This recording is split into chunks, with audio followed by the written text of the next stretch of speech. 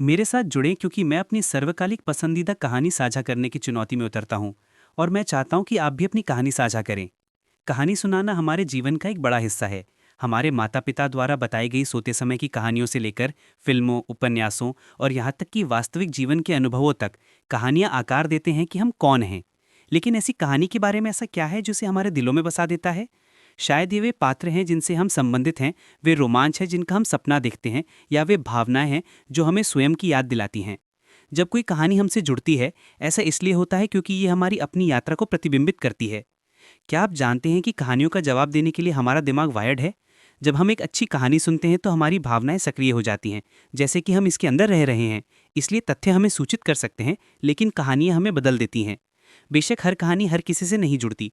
कभी कभी एक कहानी जो लाखों लोगों को प्रभावित करती है, आपके लिए कोई मतलब नहीं हो सकता है, और ये ठीक है। कहानी कहने की सुंदरता यह है कि ये गहराई से व्यक्तिगत है। हम सभी को विभिन्न प्रकार की कहानियां पसंद है। कुछ लोगों को साहस और संघर्ष की वास्तविक जीवन की यात्रा पसंद है, कुछ काल्पनिक दुनिया में भाग जाते हैं, और कुछ प्राचीन मिथकों और किंवदंतियों के माध्यम से जुड़ते हैं। हर तरह की कहानी हमें इंसान होने के बारे में कुछ दिखाती है। कहानियाँ हमें महसूस कराती हैं। वे हमें रुलाती हैं, हंसते हैं, सपने देखते हैं और आशा करते हैं।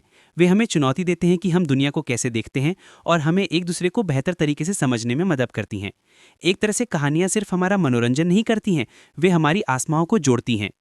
एक कहानी जिसने मुझे हमेशा के लिए बदल दिया, वह है पॉलो कोएल्हो द्वारा द एल्केमिस्ट। ये सपनों, नियति और सत्यता के बारे में कहानी है।